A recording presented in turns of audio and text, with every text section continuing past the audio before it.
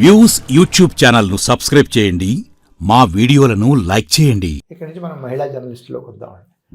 మహిళా జర్నలిజంకి సంబంధించి వచ్చిన మార్పులు, ఒకప్పుడు మహిళా జర్నలిస్టులే లేరు, నైట్ డ్యూటీ వంగతోటి ఉద్యోగాలు కూడా ఇచ్చేవారు కాదు.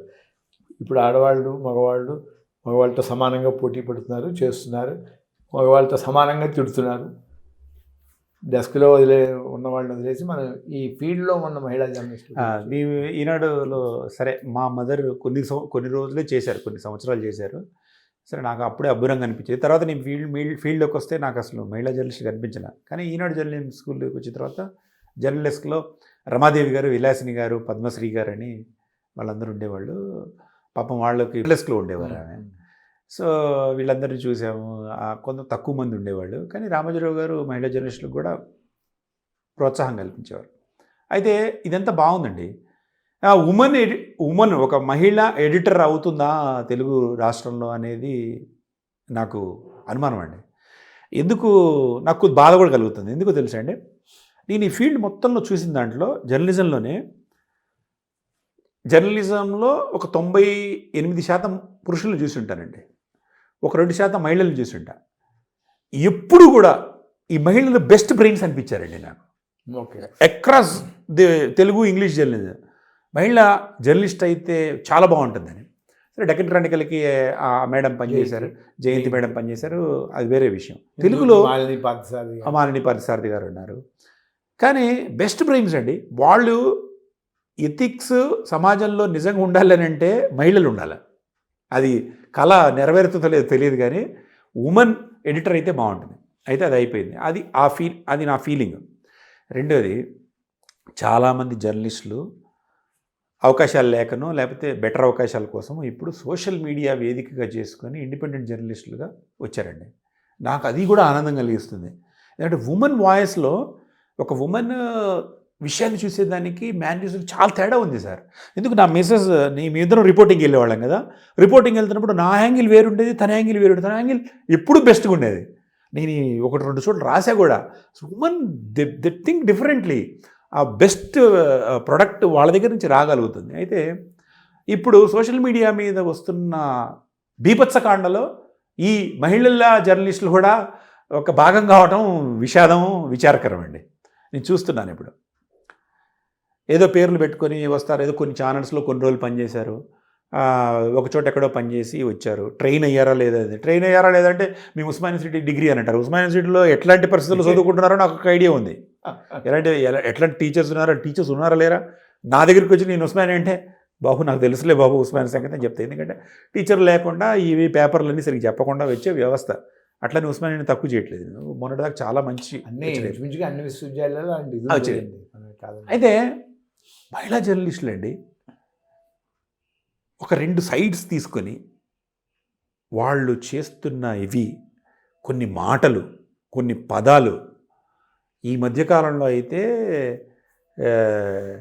అంటే పేరు కూడా చెప్పడానికి నాకేం ఇబ్బంది లేదండి. ఆ మగధా న్యూస్ అని ఒకటి వస్తుంది. మగధా న్యూస్, ఎస్ఎస్ లక్ష్మి గారు. ఆ హ్యాష్టాగ్ అనే ఒక ప్రోగ్రాంలో ఒక మేడం వస్తారు. వారు ఇట్లా అంటే దినేష్ ఆకులు గారు వాళ్ళు వస్తారు. రచ్చ రాములమ్మ అనే ఒక ఆమె వస్తారు. తులసిచంద్ గారిది అంటే తులసిచంద్ గారిది ఒక డిఫరెంట్ కైండ్ ఆఫ్ కేటగిరీ అండి. వీళ్ళు వనజ గారు, తులసిచంద్ గారు, వనజ గారు వాళ్ళ వాదన ఏదైనా కావచ్చు, వారి వాదన ఒక తార్కికంగా చేస్తారు. వాళ్ళ సైడ్ ఏదైనా తీసుకుంటే తెలిసిపోతుంది. అదేం తప్పేమి, అదొక స్టైల్ ఆఫ్ జర్నలిజం. కానీ ఈ కొంతమంది మహిళలు మాట్లాడుతున్నవి బూతులు మాట్లాడుతున్నారండి. అసలు ఎంత అమానుషంగా ఉందంటే, అరే వీళ్ళని జర్నలిస్టులు అని క్లెయిమ్ చేసుకోవటం జర్నలిజానికి మచ్చ అనిపించేవాళ్ళు చాలామంది ఉన్నారండి. మగవాళ్ళు కూడా మాట్లాడట్లేదు, భయపడి ఎందుకు వచ్చిన గొడవరా అని. ఎందుకంటే బూతులన్నీ లేడీస్ రిలేటెడ్ ఉంటాయి, కేసులు అయితే ఏమైనా ఆగుతున్నారు. వీళ్ళకి ఆ మొహమాటం ఏం లేదు. పైగా ఈ మధ్య కాలంలో నేను చూసింది, తులసిచంద్ గారు ఆ రచ్చ రాములమ్మ అనే మీద చేసింది ఒక స్టోరీ, 2 మళ్ళీ ఆమె చేసింది. అసలు press council of India guidelines కానీ కామన్ సెన్స్ కానీ ఏదైనా జర్నలిజంలో ఉన్న వాళ్ళ మీడియా మీద మీడియా, జర్నలిస్ట్ మీద జర్నలిస్ట్ చేసుకోవటం కాదు. దీన్ని జర్నలిజం అనరు అసలు. అది ఒక వేరే, ఇది వీళ్ళు యాక్టివిస్టులా జర్నలిస్టులు అనేది వేరే విషయం, వేరే విషయం. ఈ మాటలు ఏంటి, ఈ బూతులు ఏంటి, పైగా మళ్ళీ వీళ్ళని ఏమైనా అంటే మాత్రం లెటర్ తీసుకొని సజ్జనార్ గారు కలుస్తారు, మా మీద దాడులు జరుగుతున్నాయని. ఇప్పుడు సార్, రాజకీయ పార్టీలు చాలామందిని కూర్చోబెట్టి ఈ సోషల్ మీడియా ఫాలో కావటము, మనకు వ్యతిరేకంగా వచ్చే వార్తలను కౌంటర్ చేయడానికి కోట్ల రూపాయలు ఖర్చు పెడుతున్న వాతావరణంలో నేను జర్నలిజం చేస్తున్నాను అని ఈ పిచ్చి మాటలు, బూత్ మాటలు, వన్ సైడెడ్ వెర్షన్స్ చేసుకుంటూ పోతే తిట్టకుండా ఎందుకుంటారు? వాళ్ళు పెయిడు, వీళ్ళు పెయిడు, తిట్టకుండా ఎందుకుంటారు? చూడండి, అసలు దాన్ని మనం జర్నలిజం కింద. ఇంకొకటి సార్, జర్నలిస్టు అనేవాడు చేయాల్సింది ఏంటంటే రెండు వైపులా వాదనలు వినిపించాలి. Basic common sensical thing. ఇప్పుడు ఏం నడుస్తుందంటే, మన ఆల్గరిథం ఎట్లా వర్క్ చేస్తుంది, మనకు యూట్యూబ్ వాడి నుంచి డబ్బులు ఎట్లా వస్తున్నాయంటే ఒక సైడ్ నుంచే రెండో సైడ్ ఫిరంగులు కాలుస్తూ ఉండాలి, పేలుస్తూ ఉండాలి, అప్పుడు మాత్రమే మనకి వర్కౌట్ అవుతుంది. అట్లా కాకుండా కాదు బాబు, శాంతియుతంగా ఉండాలి, మనం పద్ధతి ప్రకారం ఉండాలంటే సార్ వెర్షన్ లేకుండా ఎవరిదైనా. నేను ఈరోజు ముఖ్యమంత్రి రేవంత్ రెడ్డి గారి మీద ఒక వ్యాసం చేశానండి, వార్త చేశానండి. నేను పబ్లిక్లోకి వెళ్తున్నా, ముఖ్యమంత్రి రేవంత్ రెడ్డి గారి వెర్షన్ లేకుండా, లేకపోతే ఆయన సంబంధికుల వెర్షన్ లేకుండా, నువ్వు చేసిన టాపిక్కి సంబంధించిన ఉన్నతాధికారి వెర్షన్ లేకుండా అది వార్త ఎట్లా అవుతుందండి? అసలు నీకు వెర్షన్ లేదు, కామెంటరీ, విపరీతమైన కామెంటరీ అంతే. పైగా ముఖ్యమంత్రుల్ని, ప్రధానమంత్రుల్ని అరే ఒరే లబడి కొడక అనడం కామన్ అయిపోయిందండి. అట్లా అనద్దురా బాబు అని అంటే, నేను ఫేస్బుక్లో మోదీ గారు అని రాశాను. నేను జనరల్గా వాళ్ళకి రాసిన రాహుల్ గారు అనే రాస్తా, గారు అని పెట్టడం సంస్కారంగా ఫీల్ అయిన రాస్తా. ఇది ఎప్పటి నుంచి నేర్చావు, భజన చేస్తున్నావా అని అంటాడు ఒకడు నాతో కామెంట్స్లో. సరే, ఆ కామెంట్స్ పట్టించుకుంటే నేను ఈ మధ్య ఒక పోస్ట్ రాశాను, కామెంట్లో 5 రకాల కామెంట్స్ చేసేవాళ్ళు ఎదవలు ఉంటారు, ఎట్లుంటారు వాళ్ళు అనేది ఒకటి రాశాను అనుకోండి. అయితే గారు అని వాడకూడదు, గారు బూత్ అయిపోయిందండి. అయితే ఈ వీళ్ళందరినీ జర్నలిస్టులు అనటం కరెక్టా కాదా? వీళ్ళు యాక్టివిస్టులా? వీళ్ళని జర్నలిస్టులుగా పరిగణించడం అనేది ఒక బుద్ధి తక్కువ పని అండి. జర్నలిజం ఇది కాదు. అట్లంటే వాళ్ళు అంటారు, మరి పత్రికల్లో పనిచేసిన వాళ్ళు జర్నలిస్టులు ఎట్లా అంటావు, వాళ్ళ మేనేజ్మెంట్లు కూడా పొలిటికల్గా పోయాయి కదా అని అంటారు. అది వాస్తవమే. కాబట్టి అయ్యా జర్నలిస్ట్ అంటే డెఫినేషన్ ఒకటి ఇవ్వండి అని ముఖ్యమంత్రి గారు నెత్తి నోరు కొట్టుకుంటున్నారు. ఇది తేలేది కాదు. వాస్తవాల మధ్య చిక్కుకున్న అవాస్తవాల చట్టం ఇది. అంతే, వాస్తవాలు ఉన్నాయి కానీ అవాస్తవాల చట్టం అది.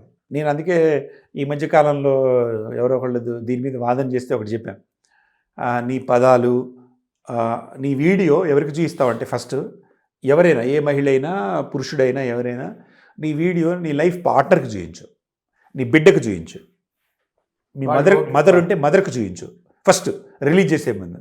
ఇది ఒకసారి విని చూడు అని. దాంట్లో వాళ్ళు ముఖ్యంగా మదర్ ఉంటే మదర్కి చూపించాలి. మదర్కి చూపించి, ఏంట్రా నా కడుపును పుట్టావు చెత్త, ఇదే నువ్వు మాట్లాడేది, దీని మీద నువ్వు బతికేది అని ఉమ్మేస్తుంది మదర్ అయితే. అట్లా బిడ్డలకు చూపించి అప్లోడ్ చేయండి. ఇంక ఎథికల్ ఫ్రేమ్వర్క్స్ ఏం అక్కర్లా మీకు. జస్ట్ వాళ్ళు కన్విన్స్ అయ్యారా, నీ పదాలకు వాళ్ళు కన్విన్స్ అయ్యారా? ఇప్పుడు చూడండి, నా మెసేజ్ ఉందనుకోండి, ఒక్క పదం ఎక్స్ట్రా రాస్తే ఏంటి ఇది నాన్సెన్స్, ఇది ఈ పదం ఏంటి, వాళ్ళు అన్నారు కదా, వాళ్ళు అంటారు వీళ్ళు అంటారు కదా బాబు, ఈ కుదరదు. అంటే ప్యూర్ ఎథికల్గా ఉండాలని అంటే మన మదర్, మన కూతురు బెస్ట్ జడ్జెస్ అండి, బెస్ట్ జడ్జెస్. అయితే మహిళలు ఎవరికి చూపించాలి అని అంటే, మహిళలు కూడా ఫాదర్కి చూపించిన ఫాదర్ చెప్తాడు, ఏందమ్మా ఎట్లా తిడుతున్నావు నువ్వు, నేను తిడతారమ్మా వద్దని. ఎవరు ఫ్రేమ్వర్క్స్ అక్కర్లా. అయితే ఒకటి ఇప్పుడు చేస్తున్నావు, ఇప్పుడు మనం కొన్ని రోజులు కొన్ని ప్రోగ్రామ్స్ అయినా మనం చెప్పుకున్న మహిళలు మంచి చేసి ఉంటారు, వాళ్ళని బ్లాంకెట్ స్టేట్మెంట్గా తీసేయటం కాదు, కానీ పదాల వాడకం, పదానికి ఒక బరువు ఉందని, ఈ బరువున్న పదము ప్రజల మెదళ్ళలోకి వెళ్ళి కలుషితం చేసే ఆస్కారం ఉందని ఆ స్పృహ చాలామందికి లేకపోవడం విచారం.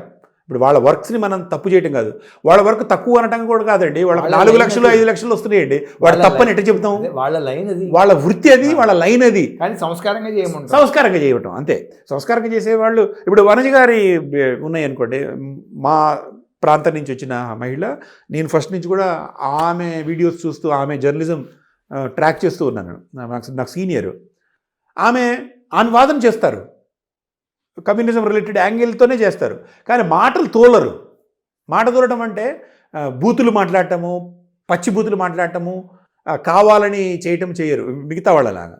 అట్లా ఒక పద్ధతి ప్రకారం చేసుకుంటే ఓకే. ఇప్పుడు నేను నేను చూసుకునే లిస్ట్, నేను రాకా సుధాకర్ గారి వీడియోలు చూస్తాను సార్.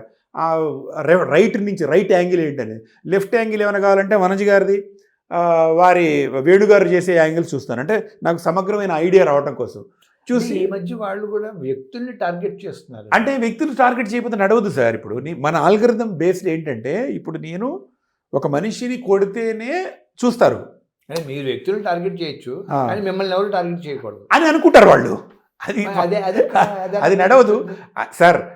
మనం ఎలాంటి వాతావరణంలో ఉన్నామంటే సార్, మనల్ని మనం బండలేయచ్చు, ఎదుటివాడు మన మీద బండేయకూడదు అని అనుకుంటూ ఉంటాం. అది ఓకే. వ్యక్తులను టార్గెట్ చేయటం అనేది కొన్ని చేస్తేనే వాళ్ళకి వర్కౌట్ అవుతుంది. ఇప్పుడు సార్ మొత్తం అసలు మనం చూసే దృక్కోణాల నుంచే తేడా ఉందండి. అంటే నాకు అనిపిస్తుంది ఈ ఎథికల్ ఆస్పెక్ట్స్ నుంచి చూస్తే, ఇప్పుడు 3 రకాల వాళ్ళు జర్నలిస్టులుగా వాళ్ళు భావిస్తున్నారండి. ఒకళ్ళు, అంటే అది థియరీ ఉంది దీనికి యాక్చువల్లీ, డ్యూటీ బేస్డ్. ఒక జర్నలిస్ట్గా నీ డ్యూటీ ఏంటో నువ్వు చెయ్యాలి. అది ఇమాన్యుయల్ కంట్ అనే ఆయన ప్రతిపాదించిన సిద్ధాంతం, డియరెంటాలజీ అని అంటారు దాన్ని. ఆ తర్వాత యుటిలిటేరియన్ థియరీ అని ఒకటి ఉందండి, బ్యాంథమ్ మిల్ అని వాళ్ళు చేశారు. యుటిలిటేరియన్ థియరీ అంటే ఇక్కడే వచ్చింది సమస్య. ఫస్ట్ ఆయన ఏమో జర్నలిస్ట్ డ్యూటీ ఏంటో అది చేయమన్నాడు. రెండో ఆయన బ్యాంథమ్ అండ్ మిల్ ఈ సిద్ధాంతం, యుటిలిటేరియన్ అంటే విస్తృత ప్రజా ప్రయోజనాలకు ఉపయోగపడేది ఏదైనా నువ్వు చేయవచ్చు అని అన్నాడు. విస్తృతంగా జనబాహుళ్యానికి ఎక్కువ మందికి ఉపయోగపడితే అది. రామోజీరావు గారు అన్నది సిద్ధాంతం ఇదే. నేను ఎన్టీ రామారావు గారికి ఎందుకు మద్దతు ఇవ్వాల్సి వచ్చింది, మేము మా ఫ్రెండ్ ఒకడు బిహెచ్ రామకృష్ణ అని, బొబ్బిలి రామకృష్ణ వాడు ఒక ప్రశ్న అడిగాడు ఒక మీటింగ్లో. సార్ ఇదేంటి సార్ మీరు అసలు మనం రామారావుకి ఎందుకు ఇచ్చాము, చంద్రబాబుకి ఎందుకు ఇస్తున్నాము అంటే, విస్తృత ప్రయోజనాల దృష్ట్యా ఇవ్వాల్సి వచ్చింది, రాష్ట్రాన్ని కాపాడటం కోసం ఇవ్వాల్సి వచ్చింది అన్నది యుటిలిటేరియన్ థియరీ అండి. మూడోది అరిస్టాటిల్ గారు చెప్పింది ఏంటంటే ప్యూర్ ఎథిక్స్. దాంట్లో గోల్డెన్ మీన్ అనేది చెప్పాను నేను. ఈ 3 జర్నలిజమే అని అందరూ భావిస్తున్నారు. అది వచ్చిన సమస్య. నేను నా డ్యూటీ ప్రకారం, ఇప్పుడు జంతర్ మంతర్లో ఉద్యమం జరుగుతుంది, ఒక జర్నలిస్ట్గా నా ఉద్దేశం ఏంటి, అక్కడ పిల్లల మీద దాడి చేసిన ప్రభుత్వానికి కారణమైన వాడిని తిట్టాలి. నేనేమంటానంటే, నీకు ఆ వీడియో బిట్లో కనిపించేది ఏంటి, పిల్లవాడిని పోలీసుడు కొడుతున్నదే కనిపిస్తుంది, కానీ పిల్లోడు రాయేసింది నీకు కనిపించి ఉండదు కదా. అది నువ్వు డ్యూటీ అనుకో. అది నిజం, ఏది నిజం అనేది సమస్య. ఏది నిజం అనుకోవాలంటే అక్కడికి పోవాలా. ఇప్పుడు పొయ్యి చేసే జర్నలిజం కాదు ఇది, చూసి చేసే. ఇది పొయ్యి చేసే జర్నలిజం, చూసి చేసే జర్నలిజం ఇది. కాబట్టి ఏది నిజం అనేది ఇంపార్టెంట్. ఇంకొకటి, పిల్లలు ఉద్యమం చేస్తున్నారు, ఇది చాలామంది ప్రజలకు ఉపయోగపడుతుంది కాబట్టి మేము దాన్ని వీడియో చేయాలి, వాళ్ళకు అనుకూలంగా చేయాలని, వాళ్ళ వైపు ఉండాలని, విస్తృత ప్రయోజనాలని 2 సూత్రం బట్టి కొంతమంది జర్నలిజం చేస్తున్నారు. కానీ నేననేది ఏంటంటే pure ethics, golden mean. Pure ethics అంటే ఏంటంటే నువ్వు అన్ని వైపుల నుంచి చూసి అన్ని వాదనలతో చెయ్యాలి. నీ బోడీ కామెంటరీ ఎందుకు దాంట్లో, నువ్వు వాస్తవమే చెప్పు. పిల్లల మధ్య ఉద్విగ్న వాతావరణం జరిగింది, వాళ్ళు కొట్టుకున్నారు, రాళ్ళు వేసుకున్నారు, టీయర్ గ్యాస్ జరిగిందని చెప్పు. నీ హెడ్డింగ్ ఏముంటుందంటే పిల్లలపై పోలీసులు దమనకాండ అంటారు. మరి 180 మంది పోలీసులు గాయపడి ఉన్నారు కదా. ఇది ఒక ఎగ్జాంపుల్కి చెబుతున్నా, నేను ఏ సైడు లేను, ఒక ఎగ్జాంపుల్కి చెబుతున్నా. సో ప్రతివాడు కూడా ప్యూర్ ఎథిక్స్ కోసం పాటుపడితే సమాజం బాగుంటుంది. సమాజం బాగుంది, నీతి నిజాయితీలు ఉన్నంతకాలం. సార్ మన లైఫ్ అంతా దేని మీద ఆధారపడింది సార్, ఎగ్జాక్ట్లీ మొత్తం భూమండలం, మన జీవితాలన్నీ కూడా ఎథిక్స్ మీదనే ఆధారపడి ఉన్నాయి. ఎథికల్, ఏది నిజం, ఏది మంచి అనే దాని మీదనే ఆధారపడి ఉన్నాయి. ఇది మనం చెడగొట్టుకొని మనం డబ్బుల కోసం అని చేస్తున్నామంటే ఈ వృత్తి పేరు చెప్పుకుని ద్రోహం చేసినట్టు. దీనివల్ల ఏమిటి, ఎవరికి ప్రయోజనం ఉంటారు? వ్యక్తిగత ప్రయోజనాలు జరుగుతాయి ఒకటి, 2 వృత్తికి, సమాజానికి కాదు వృత్తికి ద్రోహం చేసిన వాళ్ళు అవుతారు. అసలు వృత్తి అనేది లేదు కదా. వృత్తి అనే అంటే ప్రతివాడు జర్నలిస్టే అది క్లెయిమ్ చేసుకున్నవాడు ఒప్పుకోకూడదండి. మనం దే కెనాట్ బి కాల్డ్. వాడు సిటిజన్ జర్నలిస్టులు అని పెట్టుకోమనండి, లేకపోతే యాక్టివిస్టులు అని పెట్టుకోమనండి, లేకపోతే ఇంకేదైనా పెట్టుకోమనండి. వాళ్ళు జర్నలిస్టులు ఎట్లా అవుతారు? ఇదే పెద్ద సమస్య వచ్చింది. ప్రతి ఒక్కటి జర్నలిస్ట్ అని పోయి జర్నలిస్టులు అంటుంటే, ఇప్పుడు ఇదివరకు నేను జర్నలిస్ట్ అంటే కొద్దిగా విలువగా చూసేవాళ్ళు సార్. ఇప్పుడు జర్నలిస్ట్ అని అంటే పక్కన అసలు ఘోరంగా చూస్తున్నారు.